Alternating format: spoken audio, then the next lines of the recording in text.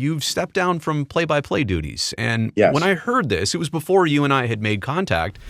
I thought it was premature, and I didn't believe it. And I'm thinking, well, maybe he just is done with it or tired of it. But I started to listen to your explanation, and it kind of sounded like you felt like you just were not entirely on top of your game anymore, which, Bob, I'll be honest, I didn't notice that.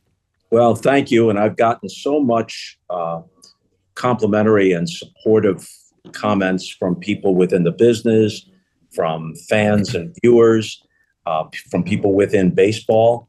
But I just felt I couldn't consistently hit my lifetime batting average anymore. If people say that some of the things that people I think are kind of dumb about this stuff, oh, I don't want to hear history, or I don't want to hear a story. The problem was not the approach.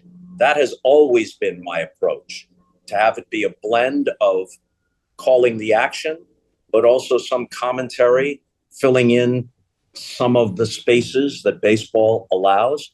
The question was, how deftly can you do it? And I think I did it pretty deftly for a long period of time. But I just felt I couldn't, especially on the sharpness part. I wasn't as quick to identify the ball off the bat, especially on a long fly ball.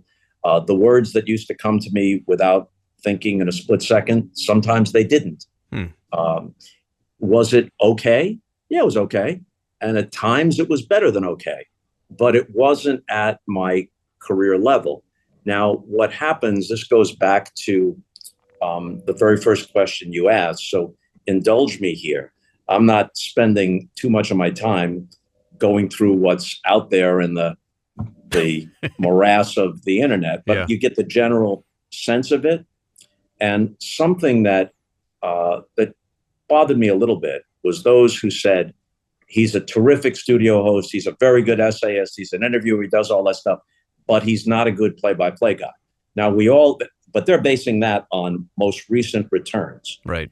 There's no way, I hate to make the case for myself, but there's no way that someone gets into the broadcasters wing of the Baseball Hall of Fame the first time they appear on the ballot if they don't have a history of doing good work at a high level for a long time. And there's no way you get Emmy nominations in that category and all the rest. Now, of course, people have their personal taste. Of course. There are people out there, believe it or not, who didn't like Vin Scully, and people who didn't like Harry Carey because he was too bombastic, but people who loved him for that very reason. So there are always those differences.